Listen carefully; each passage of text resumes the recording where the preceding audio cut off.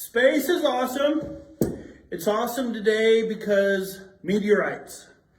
So meteors are hitting the atmosphere pretty much on a daily basis, 24 hours a day, all the time. If they're substantial enough, strong enough, enough mass, enough speed, they'll enter the atmosphere and we get to find them as not a meteor, but a meteorite.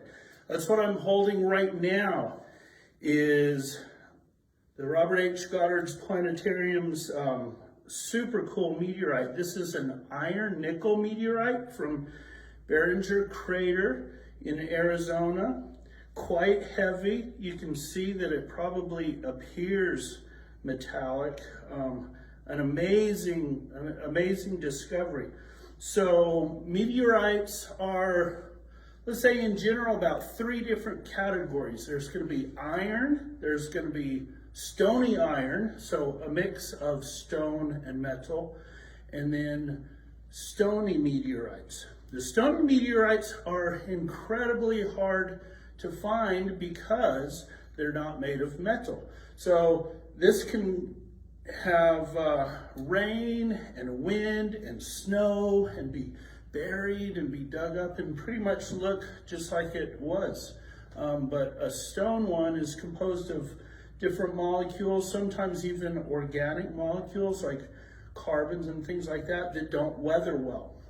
And so when a stony iron or a stone hits, that's going to change over time. And why I'm excited today about telling you all this is because 12 days ago, February 28th in southwestern England, a meteor started coming into the atmosphere, burned up, and it was substantial enough to make it all the way to the ground.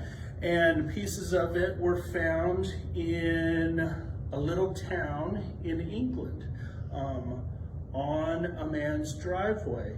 And not very much was found, only about 10 ounces or so, but this was a stony meteorite, really fancy name, called a carbonaceous chondrite.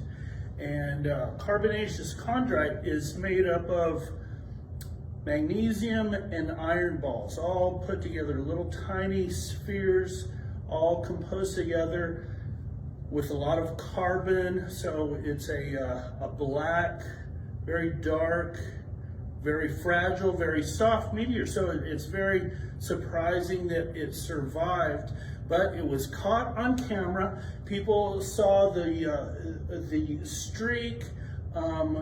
NASA was able to figure out a trajectory, and backing out the math from that, they figured it came from the outer edges of the asteroid belt, right between Mars and Jupiter.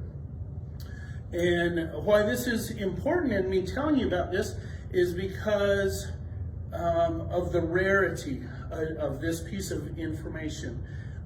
This will be same age as when the Earth was first created, when the solar system first formed. That little piece of stone might be residual from a bigger asteroid that was left over from all the planet creation. So the cool thing about it is the guy who found it kind of knew what to do, and he bagged it up and kept it safe, and so it didn't get rained upon. It wasn't sitting out there for years or months or weeks. He found it within probably 12 hours of the fall. So it's the freshest fresh. Everything is going to be in situ, nothing weathered, and so we may have some cool, really interesting answers to come out of it about the formation of the Earth, very beginning. So that's a lot of coolness right there. So cool. Bye.